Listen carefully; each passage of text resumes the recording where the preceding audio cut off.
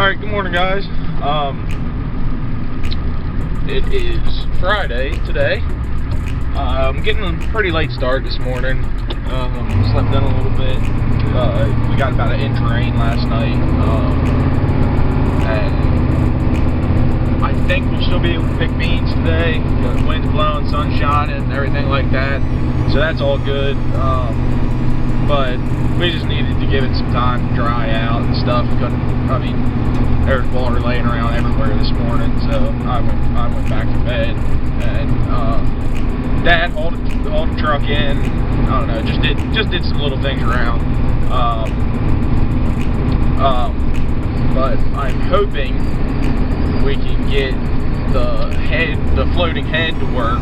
I had to run her manually yesterday, which not a big deal, but just nice to have it floating. But we'll try and get that working, and then hopefully we'll go back to picking some beans. Alright guys, while I'm out here, I figured I'd show you all this field. This is about maybe a 15-acre field. It's pretty little. It's part of that same farm. Around here there's just a whole bunch of little ones cut up. It used to be one big farm, hedgerows grew up, and stuff like that, and now it's just a whole bunch of little ones all together. But this is the field we're working with. These are beans we're working with. Height-wise, they're not too bad. I mean, they're up to your hip. They could be better. The biggest thing is the stems. They grew real nice and everything. They were real tall, real healthy. But then, as soon as trying to form the bean in the pod, it got really dry on it. So now, if we take a look at one of these, the beans themselves are really small in the pod, and that right there, you know, it's a little bit harder to set the combine to get all those beans out of those pods. So we have to have the cylinder all the way closed up, and the sieves almost all the way closed off, just so no trash gets in there. But that really affects the yield a lot because those beans are so small. They don't weigh as much as bigger beans.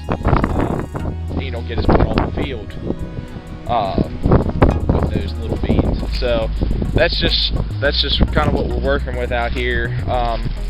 It's been a really rough year. Corn didn't do anything. It was absolutely terrible. It was wet on it when we put it in, and dry on it when we needed the rain. So I mean, it is what it is. Hopefully next year will be better, but right now it ain't looking too hot. Alright guys, I just wanted to show you what we are having trouble with on this grain table. It's this right here. So this is the plug that controls the floating mechanism on this combine and head, and for some reason she just does not want to make a connection anywhere. She refuses to float. We always have a little bit of trouble with it. Most of the time it takes 2 or 3 tries putting it together and taking it apart to actually get it to work. But yesterday when I was running this rig, it would not work at all. We probably took it apart and put it back together probably at least a dozen times. So we're gonna try and tinker with it a little bit. We're gonna try and get it working. I hope to God that it will start working, because it just makes everything a lot easier. But I will see you all when I get this thing running again. Alright guys, I'm back running now. We did not get the head to float again. Well, I guess we're gonna have to call our local deer dealer, get them to come out here and take a look at it. But I mean, I'm just running her old school. I just gotta go by that ball right down there. I don't know if y'all can see it or not. But I mean, it is what it is. We'll just have to run like this for today. Hopefully they'll be out tomorrow. But yeah, me and Dad, neither of us are real good with electrical stuff. So we just got to run her old school for a little while, which ain't no big deal, but we would like to get it fixed. So I'm going to combine for a little while, and then I'll get up and down with y'all a little bit later.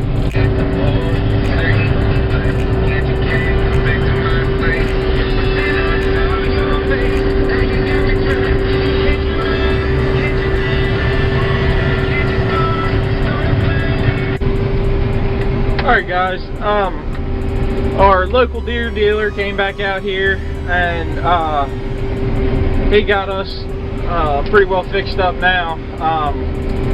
I just thought I would explain to y'all that for those of you who aren't farmers, what floating means. This head, this grain table, this 25-foot grain table,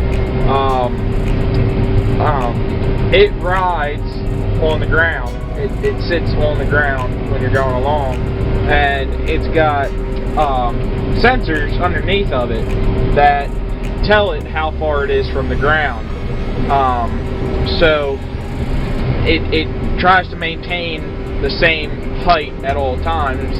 So when I said the float wasn't working, that means it wouldn't. Those sensors weren't sending a signal up to the combine to tell it to move up or down.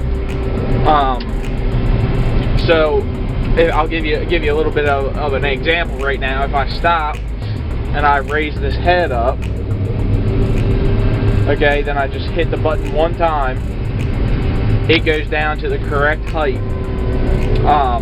And that's what you want. That makes sure that that it doesn't leave any beans, but you won't dig the knife into the ground. It just makes it really handy for cutting beans.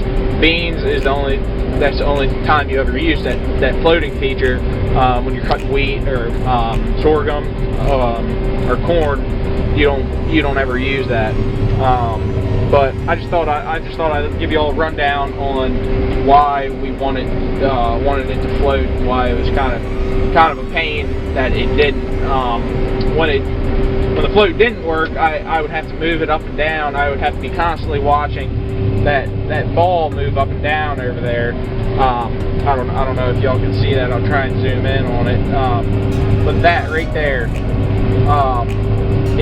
if that wasn't working, then, or since the float wasn't working, I just had to watch that ball the whole time, and I don't know. It's kind of tedious because you got this 25-foot head, and you always have to be watching that side, even if you're combining or even if your outside snout is on the other side. So it just makes it a lot easier. One less thing to worry about, having to move the head up and down. But yeah, I just thought I'd give you all a little rundown on it. And I will probably be back with you when I finish this field. Alright guys, I just thought I'd give you a little tip. One that Dad kind of told me. As you can tell, the rows are running, or I'm running perpendicular to the rows right now. And the reason for that is because of this water lead right here. Like I said earlier, when the head floats, it tries to maintain a constant height. But if the combine tilts like this or like this, then that whole head will tilt one way or the other, and so the side of the head that is down further will that will be the only side that is at the correct height, and it ends up leaving beans standing on the other side because the other side's up in the air. So if you just cut down and back, put your snout right there, right in that water lead, then you'll be able to go over the water lead. See, like this is what I'm talking about, right there and right there. It left those beams standing, and right up here too. Just because when I went through that water lead, the head tilted one way, and it wasn't able to pick up the beams on the other side. So if you just cut, you can't even see it, it's so dusty out here. But if you just cut perpendicular to the rows, or just cut right down the water lead,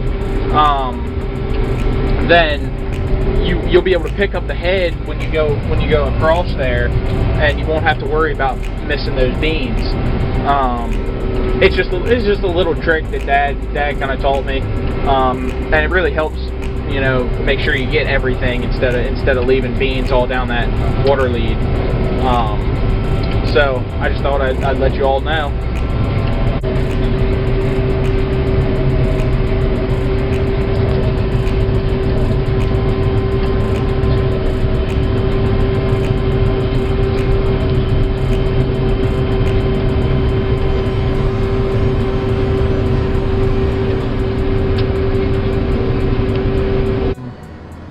Just finished up for today, Friday. We're gonna quit a little early. We got all done at this farm we're at right now, so we'll pick it up again tomorrow morning. But we got to move everything out of here and stuff like that. I don't know. Today could have gone better, but at least we got done. That's the big thing. If we could have gotten moved this afternoon too, we'll probably be moving about 10 miles down the road. But it's a little too late for that. Dad really doesn't like moving the equipment at night. He's been hit a couple times trying to move combines and machinery down the road at night. So we'll just pick it up tomorrow. Sorry that I didn't do a whole lot today. I'll try and make these videos a little more interesting, but today was just kind of a slow day. Stuff not working quite right and everything else, but it'll be a little bit better tomorrow, and hopefully get better from here on out. So I'll see you guys then.